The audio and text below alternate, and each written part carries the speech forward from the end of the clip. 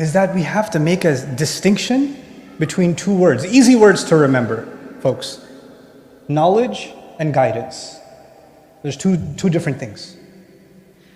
Knowledge increases for a human being. When you're a child, you know very little. When you're 2, you know very little. When you're 3, you know a little bit more. When you're 4, you know a little bit more. When you're 40, you know more. When you're 41, you know more. When you're 70, you know more. When you're 75, you know even more. Your knowledge is constantly increasing. As your experience is increasing, as your reading is increasing, your knowledge is increasing. Knowledge doesn't go down, it only goes up. But guidance it's not an upward chart. Guidance is up one day, down the next day, up one day, falls off a cliff the next day.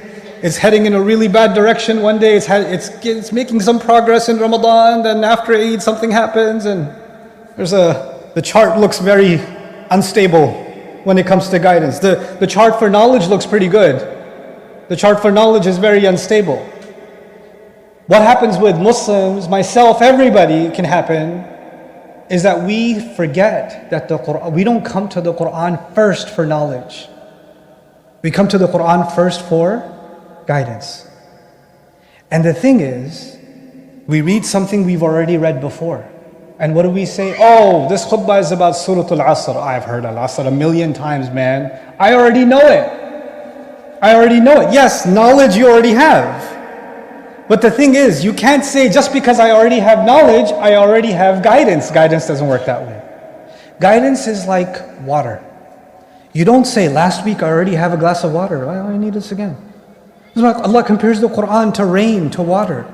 He does this for a reason, because the earth needs to be nourished again and nourished again and nourished again. So actually, the second thing that will help me contemplate the Quran is I will understand that even though I'm learning from it, I'm getting knowledge from it, knowledge was never the goal.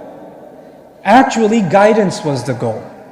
The knowledge is only being acquired not for interesting information. I'm not learning the i'rab of the Quran or studying balagha or studying different tafasir, and I'm not learning the technicalities and the ikhtilafat, the differences of the mufassirin on a surah or in an ayah or the different qira'at. I'm not learning all of that for interesting information that I can quote, or I can say I read this book and this book and this book and this book. No, all of that is just a step to the real goal. I want guidance from Allah. That's why this book was sent. Not because of the information, but because what that information leads to. It leads to guidance. And my heart has to always be aware when I'm studying anything, what is the guidance here from Allah? What does Allah want from me here? What is the goal? Because everything Allah says has a purpose, has an objective. And that objective, number one, is my own guidance.